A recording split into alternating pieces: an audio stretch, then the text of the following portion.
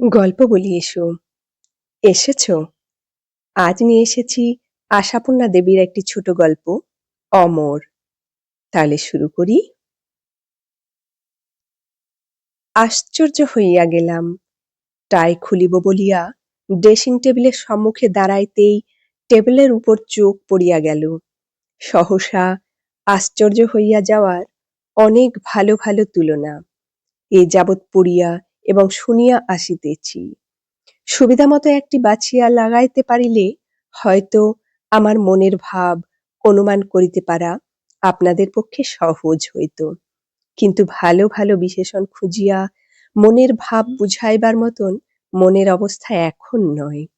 সূর্য নির্দিষ্ট স্থানে উদয় হইয়া যথাস্থানে অস্ত গিয়াছে। পৃথিবী একই গতিতে চলিতেছে। নিত্যকার বাঁধা নিয়মের এতটুকুও ব্যতিক্রম কোনোখানে ঘটিতে দেখি নাই।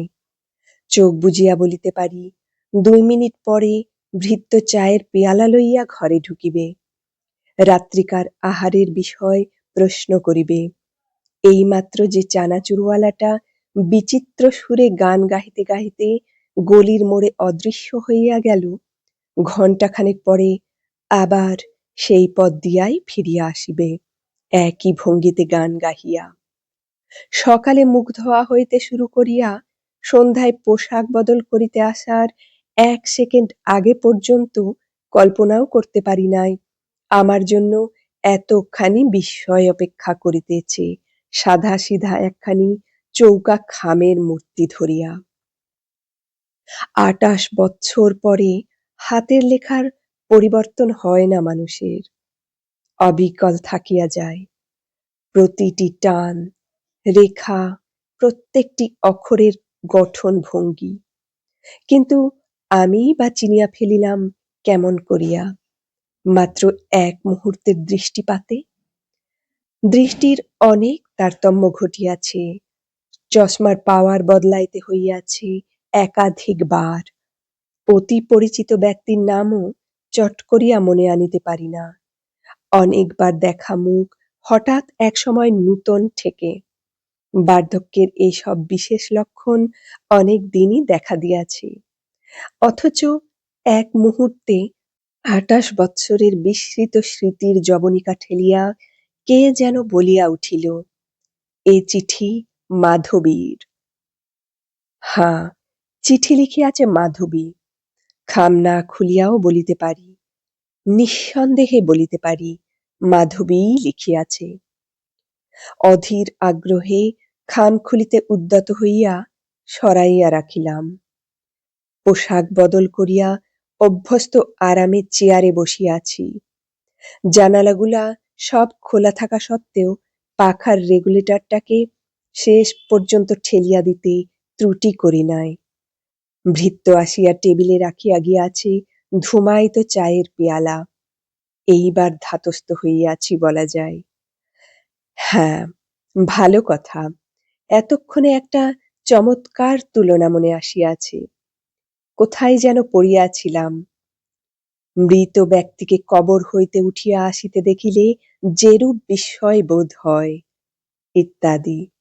সেই কথাটা মনে পড়িয়া গেল। ভাবিয়াছিলাম ব্যর্থ জীবনের দুঃসহ বোঝা নামাইয়া মাধবী মরিয়া বাঁচিয়াছে। ভাবিয়াছিলাম, কিন্তু থাক, কি ভাবিয়াছিলাম এখন আর নাই বলিলাম। প্রমাণিত হইয়া গেল এই সুদীর্ঘ কাল ধরিয়া সে পৃথিবীর আলো বাতাসের উপসত্ত্ব ভোগ করিয়া আসিতেছে। শুধু তাই নয়, কিছুক্ষণ পরেই সশরীরে আসিয়া দেখা দিবে এই ঘরে, আমার সম্মুখে। যদি খামের গায়ে অযথা একটা ছাপ বেশি না পড়িত, নিজেকে প্রস্তুত করিয়া লইবার সময় পাইতাম। বসিয়া বসিয়া তাহার দেখা করিতে আসার অজস্র কাল্পনিক কারণ সৃষ্টি করিতে। কিন্তু তাহা হয় নাই। সে এইমাত্র আসিয়া পড়িতে পারে। আধ ঘণ্টা, ১৫ মিনিট, হয়তো আরও কম। অখিল চ্যাটার্জি লেনের সেই ১৬ নম্বর বাড়ি হইতে মাধবী জানাইয়াছে আমার সঙ্গে একবার দেখা করিতে চায়। যে বাড়ি ছাড়িয়া তাহারা চলিয়া গিয়াছিল 2 যুগেরও বেশি। সন্ধ্যার অন্ধকার ঘনাইয়া আসিয়াছে, উঠিয়া আলো জ্বালানো হয় নাই। সম্মুখে অবস্থিত আয়নার ভিতর আর নজর চলে না, চোখ পড়ে না মসৃণ টাকের নিচে বলি রেখাঙ্কিত কুঞ্চিত ললাট, ধরা পড়ে না সংখ্যার অনুপাতে পক্ককেশের আধিক্য। সুইচে হাত লাগাইবার পূর্ব মুহূর্ত পর্যন্ত অনায়াসে মনে করা যায় 28 বৎসর পূর্বে 17 নম্বর বাড়িতে যে যুবক বাস করিত, আমি সেই। অভিভাবকদের দৃষ্টি এড়াইয়া যে মেয়ে আমার দুয়ার গোড়ায় আসিয়া দাঁড়াইয়াছে, সন্ধ্যার অন্ধকারেও তাহাকে চিনিতে ভুল হয় না। অস্বীকার করিব না, বুকের রক্ত দ্রুত তালে বহিতে থাকে। হাতের এত কাছে তাহাকে পাইয়া হাতে স্বর্গ পায়। তবু সাদর অভ্যর্থনার পরিবর্তে অন্যান্য দুঃসাহসের জন্য তিরস্কারই করিতে হয়।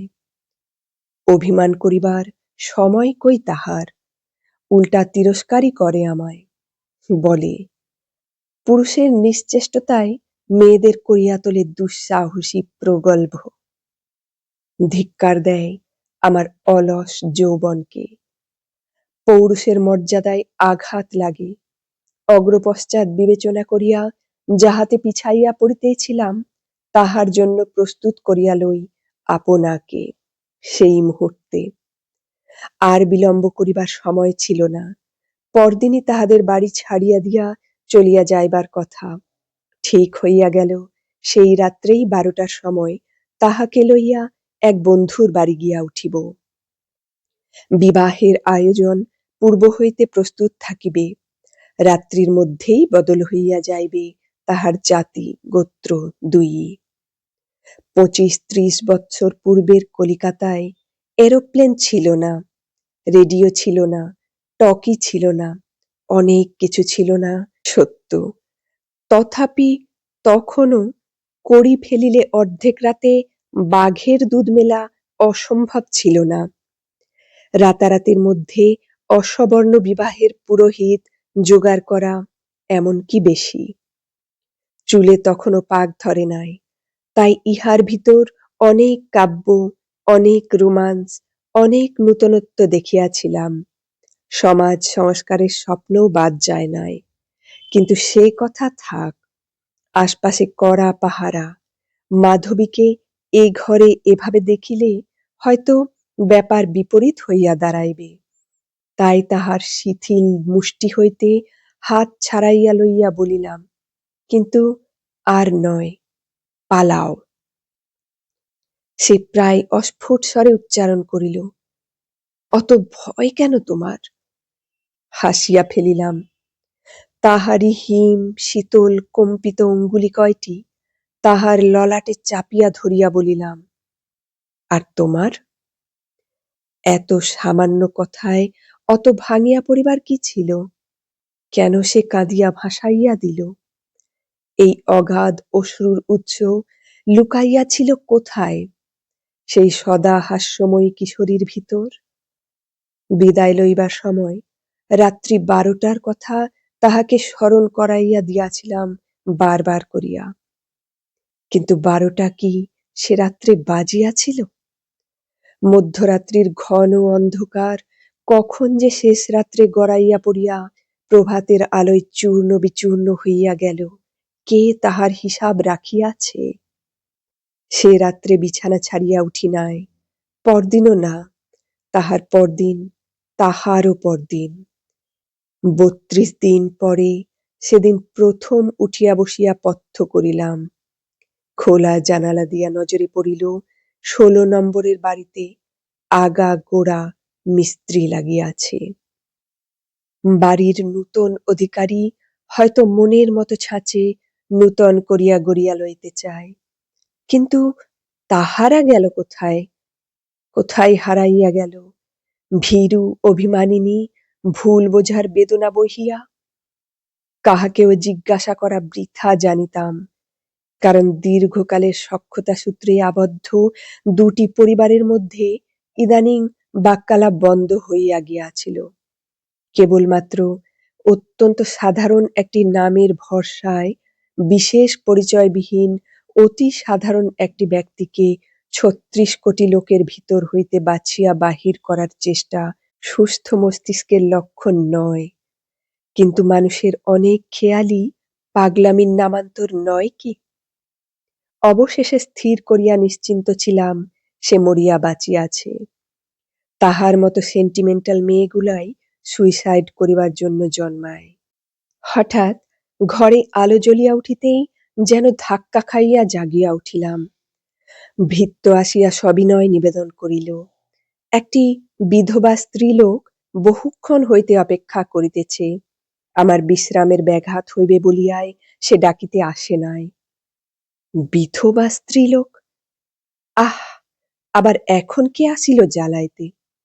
নিশ্চয় কোনো সাহায্য প্রার্থিনী। শুনিতে থাকো বসিয়া বসিয়া তাহার নানা ছন্দে ভনিতা করা করুণ দুঃখের কাহিনী। প্রতিকার করো তাহার। না বলিবার উপায় নাই। ঈশ্বর ইচ্ছায় যেই তুমি ২ পয়সার মুখ দেখিতে পাইলে, ধরা পড়িলে চুরির দায়ে।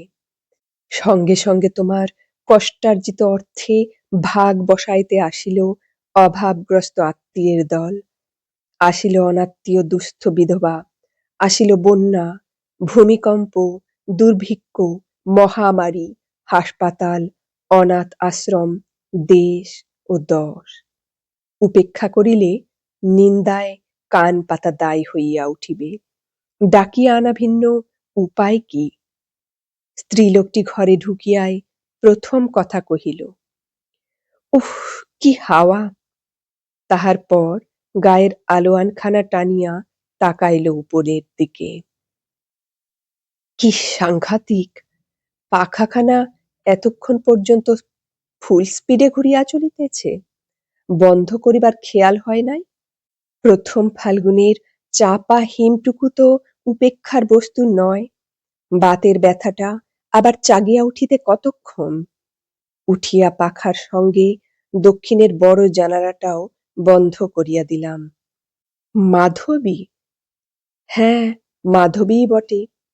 এই বিশাল পৃথিবীতে যে একদিন হারাইয়া গিয়াছিল। যদি শুনিতে চাও বলিতে পারি, যাহার জন্য কত ব্যর্থ রাত্রি তীব্র হাহাকারে বিনিদ্র কাটিয়াছে, কত দীর্ঘদিন অশ্রুসিক্ত বেদনায় ভারাক্রান্ত হইয়াছে, এতদিন পরে সেই প্রিয়ার দেখা পাইয়া হাতে স্বর্গ পাইলাম। বলিতে পারি, অতীত স্মৃতির স্বপ্নময় দিনের মধ্যে হারাইয়া ফেলিলাম এক রুক্ষ কঠোর বর্তমানকে। দুইজনেই ভুলিয়া গেলাম ২৮ বৎসরের ব্যবধান। রুদ্ধশ্বাসে শুনিতে লাগিলাম কেমন করিয়া ব্যর্থ প্রতীক্ষায় সে রাত্রি ভোর হইয়াছিল মাধবীর। ক্ষুব্ধ অভিমানে কতবার সে সংকল্প করিয়াছিল মৃত্যুকে ডাকিয়া আনিবার। বলিতে পারিতাম, কাঁদিয়া বলিয়াছিল সে, একবার যদি জানিতে পারিতাম এ নির্মমতা তোমার নয়, বিধাতার, ইতিহাস হইত অন্যরূপ। বলিতাম, টেবিলে মাথা রাখিয়া অনেক কান্নাই কাঁদিল মাধবী। বলিতে পারিতাম, ১৬ নম্বর বাড়ি তাহার কাছে স্বর্গের চাইতে বড়, তাই অনেক চেষ্টায় অনেক সাধনায় আবার আসিয়া আশ্রয় লইয়াছে, অন্তরের মণিকোঠায় বিগত দিনকে ফিরিয়া পাইবার আশায়। ভালো ভালো কথা সাজাইয়া বলিতে পারিতাম, অনেক কবিত্ব করিতে পারিতাম। সুখী আর সন্তুষ্ট হইতে তোমরা, কিন্তু সত্য কথা শুনিতে চাহিলে শুনিতে হয় সেই ১৬ নম্বর বাড়ির বর্তমান মালিক মাধবীর স্বামীর ভাগিনেও। বিধবা মাতুলানিকে আশ্রয় দিয়াছে নিতান্তই করুণার বশে। শুনিতে হয় মাধবী আসিয়াছিল তাহার ছেলের একটি ভালো চাকুরি করিয়া দিবার জন্য সুপারিশ ধরিতে। বলিল, আপনি তো কর্পোরেশনের একজন কেষ্টবিষ্টু লোক, ইচ্ছে করলেই হয়। ভালোই করিয়াছে আপনি বলিয়া, তুমি বলিয়া আত্মীয়তা করিতে আসিলে বিরক্তই হইতাম। ইচ্ছা করিলেই যে হইতে পারিত সে কথা মিথ্যা নহে, কিন্তু সেই ইচ্ছা আমি করিব কেন? লাভ কি আমার? পাড়ার যোগী উকিল যে তাহার ছেলের জন্য নিত্য ২ বেলা আনাগোনা করিতেছে, তাহার আনা এবং গোনার মধ্যে সারবস্তু যথেষ্ট আছে। নিঃসহায় বিধবা স্ত্রীলোকের অনুরোধ উপরোধের মতো অসার পদার্থ নয়। বুঝাইয়া দিলাম, ভালো চাকুরি নিচু ডালের ফল নহে যে হাত বাড়াইলেই পারিয়া আনা চলিবে। বুঝাইয়া দিলাম, পরের চিন্তায় মাথা ঘামাইয়া সময় নষ্ট করিবার মতো সময় আমার কম। ভারী ক্ষুব্ধ হইয়া ফিরিয়া গেল মাধবী। হয়তো অপমানিতও হইয়া থাকিবে, যদি মেয়েদের ভিতর অপমান বোধ বলিয়া কিছু থাকে। থাকিতে পারে, কিন্তু আমার কি তাহাতে? অনুতাপ করিবারই বা কি আছে? কত লোকই তো অমন ফিরিয়া যায়। যে ভিখারিনী মণি অন্বেষণের আশায় শ্মশানের চিতাভস্ম ঘাঁটিতে আসিয়াছে, তাহার সঙ্গে আমার সম্পর্ক কি? কি আসিয়া যায় তাহার সম্মান অসম্মানে? এতক্ষণ শুনছিলে আশাপূর্ণা দেবীর ছোট গল্প অমর। কেমন লাগলো গল্পটা শুনতে আমাকে কমেন্টে জানাও। ভালো লাগলে একটা লাইক দিও, শেয়ারও করতে পারো। আর যারা আমার চ্যানেলটি এখনো সাবস্ক্রাইব করনি, নতুন, তারা অনুগ্রহ করে সাবস্ক্রাইব করে নাও। আবার আসবো আরো সুন্দর একখানা গল্প নিয়ে। আজ তাহলে আসি। ভালো থেকো সবাই।